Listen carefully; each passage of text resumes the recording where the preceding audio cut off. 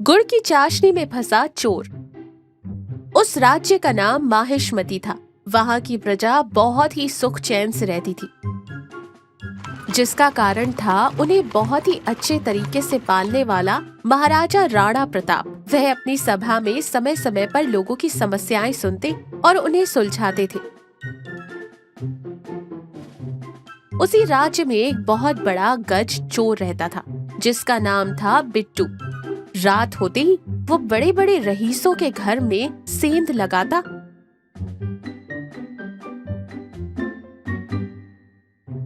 और घर की सारी संपत्ति उड़ा ले जाता। वो पूरे राज्य में गांव-गांव घूमता, वहां के सरायों में ठहरता और रात होते ही हाथ साफ कर लेता।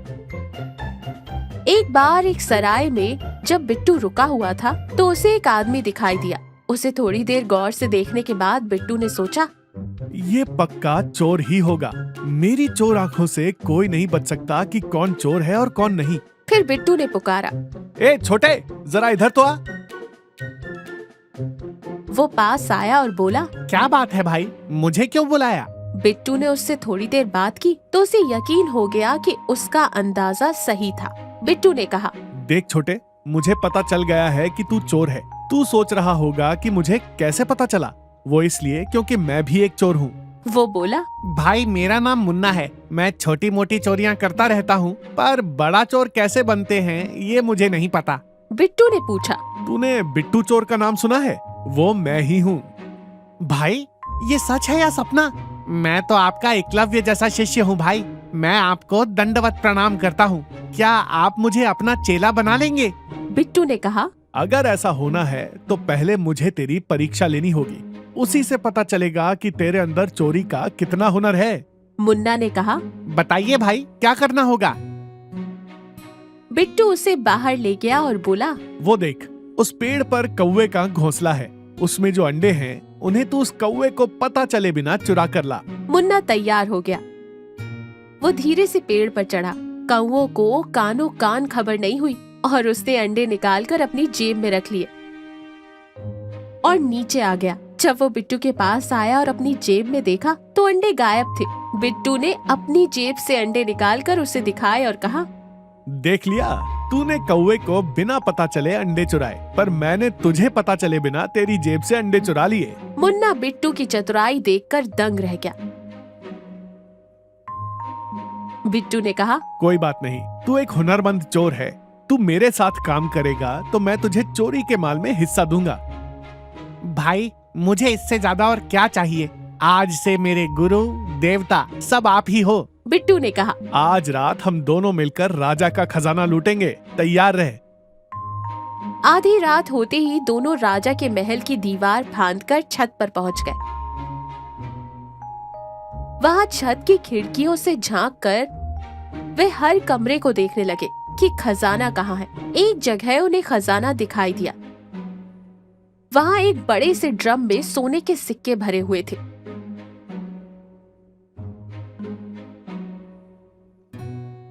बिट्टू ने कहा, ओए छोटे, यही वो खजाना है जिसे हम ढूंढ रहे थे। मुन्ना ने कहा, पर भाई वो तो नीचे है, हम वहाँ कैसे जाएंगे? बिट्टू हंसा। अरे ये भी कोई काम है। मैं तेरी कमर में रस्सी बांधकर तुझे नीचे उतारूंगा। तू नीचे जाकर यह बोरी सोने के सिक्कों से भर लेना। मुन्ना ने तारीफ की।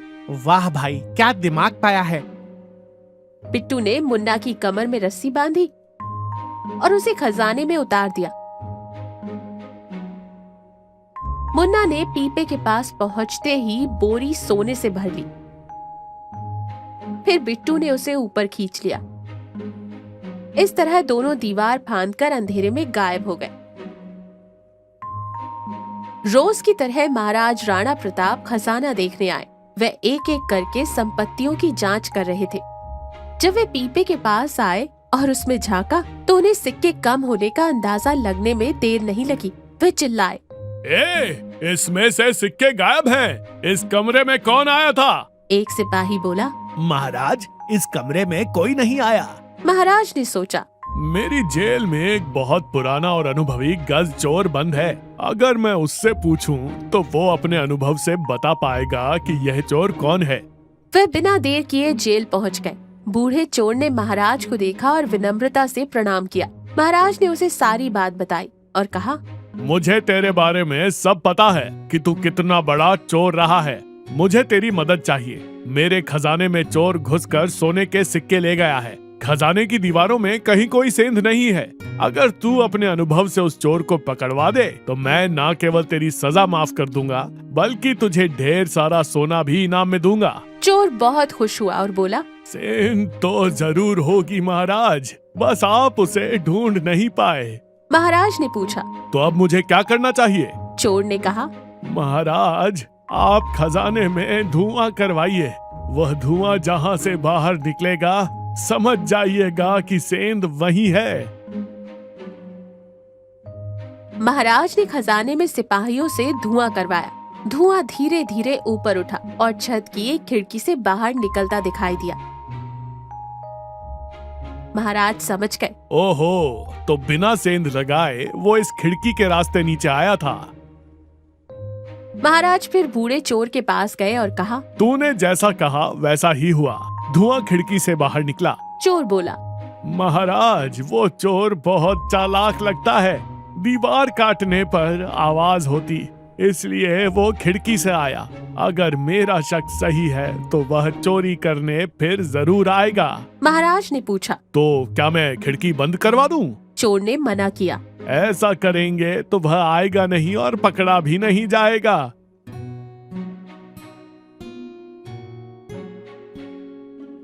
अगर आप उसे पकड़ना चाहते हैं और सजा देना चाहते हैं तो एक काम कीजिए, उस खिड़की को खुला रहने दीजिए और उसके ठीक नीचे वाले पीपे में गाढ़ा गुड़ का शीरा भरवा दीजिए।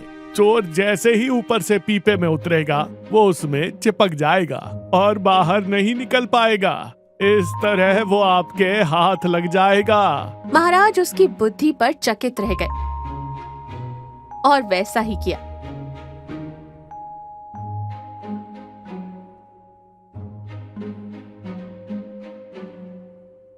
बाहर बिट्टू ने मुन्ना से कहा, ओए छोटे, उस खजाने में अभी भी बहुत सोना है। राजा को पता चले उससे पहले हमें और हाथ साफ करना चाहिए। मुन्ना बोला, आप कहें तो 100% होगा भाई, बस बताइए कब चलना है। बिट्टू ने कहा, आज रात ही। उस रात फिर दोनों दीवार फांदकर खजाने की छत पर पहुँचे। बिट्टू ने पहले की तरह मुन्ना की कमर में रस्सी बांधी और उसे धीरे धीरे नीचे उतारा। मुन्ना सीधे गुड़ की चाशनी वाले पीपे में जाकर फंस गया। उसने बहुत कोशिश की पर बाहर नहीं निकल पाया। वो घबराकर बोला, भाई धोखा हो गया, मैं गुड़ के शीरे में फंस गया हूँ। मुझे ऊपर खींचना नामुमकिन है। मैं राजा के हाथों पकड़े जाकर मरना नहीं चाहता। तू मुझे जहर दे दे और खुद भाग जा। बिट्टू ने कहा, डर मत छोटे, मेरे पास एक ऐसी दवा है जिससे आदमी मरना सन्न दिखने लगता है। इसे पी ले, मैं कल आकर तुझे बचा लूंगा। बिट्टू ने रस्सी के सहारे दवा नीचे भेजी और मुन्ना को पिलाई। दवा पीते ही मुन्ना का शरीर अकड़ गया और उसकी सांसें रुक गई। बिट्टू रस्सी पकड़कर ऊपर चढ़ा और दीवार फांदकर भाग गया।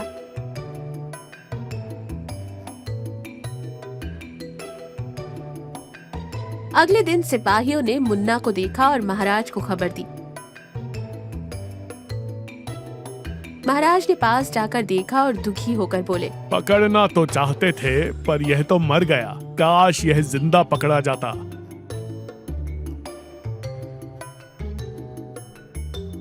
वे फिर बूढ़े चोर से मिले और पूरी बात बताई।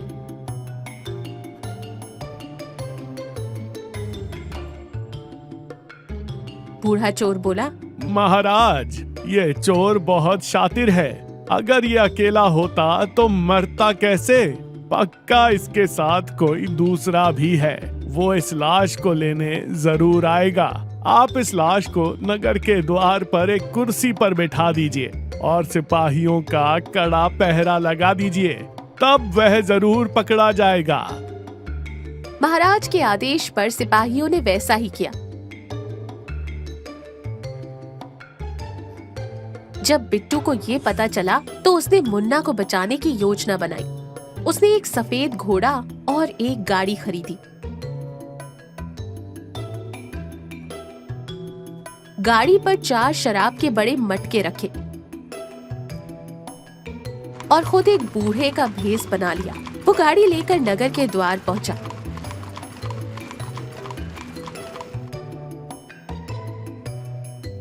वहां उसने जानबूझकर गाड़ी का पहिया एक गड्ढे में डाल दिया, जिससे गाड़ी पलट गई और शराब के मटके गिर गए। वो चिल्लाने लगा, हाय राम, मेरी गाड़ी पलट गई, मेरी शराब गिर गई, कोई मेरी मदद करो। सिपाहियों ने देखा और पास आए। एक सिपाही बोला, ओ बुढ़े, हम तेरी मदद करेंगे, बदले में तू हमें एक मटका शराब देगा। क्यों नहीं बेटा, बस मेरी मदद कर दो। सिपाही ने गाड़ी सीधी कर दी और बिट्टू ने उसे एक मटका दे दिया। सिपाही वो शराब पीने लगे। उन्हें नहीं पता था कि उसमें नींद की दवा मिलाई गई थी। जब सिपाही झूमने लगे तो बिट्टू शराब पीने का नाटक करते हुए उनके पास गया और पूछा, बेटा, ये कुर्सी पर कौन बैठा है? सिपाही ने नशे में कहा, ये एक चोर है। बिट्टू बोला, अरे बाबा, कहीं यह मेरा घोड़ा तो नहीं चुरा ले जाएगा? सिपाही हंसा, बुढ़े, तू पागल है क्या? ये तो मर चुका है, मुर्दा तेरा घोड़ा कैसे चुराएगा? बिट्टू ने कहा, पता नहीं बेटा, मुझे डर लग रहा है, चोरों का कोई भरोसा नहीं। सिपाही चिढ़कर बोला, चुप रह बुढ़े, अगर इसने तेरा घोड़ा चुराया तो मैं तुझे घोड़े की कीमत का सोना दूंगा। सिपाही गहरी नींद में सो गए। बिट्टू ने तुरंत मुन्ना के मुंह में दवा डाली। थोड़ी देर बाद मुन्ना होश में आ गया। बिट्टू ने कहा, छोटे, मैं बिट्टू हूँ, इनके होश में आने से पहले तू मेरा घोड़ा लेकर भाग जा, मैं बाद में मिलूंगा। मुन्ना घोड़े पर सवार होकर तेजी से निकल गया। बिट्टू वहीं जमीन पर सो गया। कुछ देर बाद सिपाहियों की नींद खुली तो देखा न लाश है न बूढ़े का घोड़ा। सिपाही घबरा गए। बिट्टू रोने लगा। सिपाही ने कहा, बुढ़े, तू तो सही कह रहा था, लाश भी गई और तेरा घोड़ा भी, पर महाराज को पता चला तो वे हमें मार डालेंगे। ले, ये सोने की छड़ रख और यहाँ से चुपचाप चला जा, किसी को कुछ मत बताना। बिट्टू सोना लेकर वहाँ से चला गया। जब महाराज को सच्चाई पता चली तो वे फिर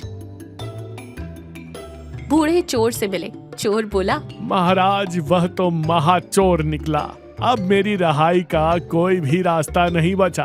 आप मुनादी करवा दीजिए, ढिंढोरा पिटवा दीजिए कि अगर वह चोर खुद सामने आता है तो आप उसे सजा नहीं देंगे बल्कि बड़ा इनाम देंगे। महाराज को भी उस चोर से मिलने की उत्सुकता थी। उन्होंने मुनादी करवा दी।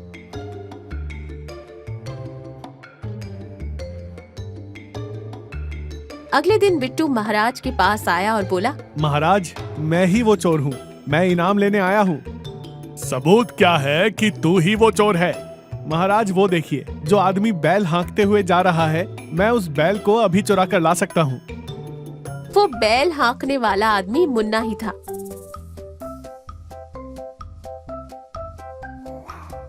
महाराज ने कहा, ठीक है, अगर तू उसे ले आया तो मैं मान लूंगा।